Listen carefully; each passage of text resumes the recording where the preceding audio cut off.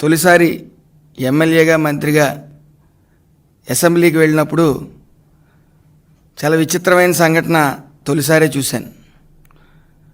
Jaganmohan Reddy and team black కండువాలు వేసుకుని save democracy అనుకుంటా వచ్చారు. ఆ రోజు నాకు అనిపించింది వీళ్ళకి సిగ్గు శరాలు ఏమి ఉండవా అని ఆ రోజు అనిపించింది.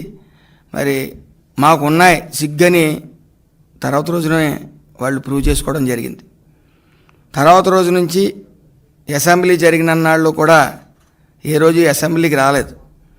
దానికి కారణం ఎక్కడ అవినీతి గురించి ప్రశ్నిస్తారో, ఎక్కడ ఫ్యాక్షనిజం గురించి ప్రశ్నిస్తారో, అలాగే ఎక్కడ గంజాయి గురించి ప్రశ్నిస్తారో అధికార పక్షం వాళ్ళని ముఖం చాటేసిన వైనం. మరి అవినీతి విషయానికి వస్తే ఈరోజు కృష్ణా జిల్లా పెద్దిరెడ్డి, జూనియర్ పెద్దిరెడ్డి ఒకరు బయటకు వచ్చారు. ఆయనే జోగి రమేష్ గారు. మరి ఆయన కుటుంబ సభ్యులు చేసిన అవినీతి ఈరోజు బయటికి రావడం జరిగింది. అదేవిధంగా వాళ్ళ అబ్బాయిని కూడా అరెస్ట్ చేయడం జరిగింది.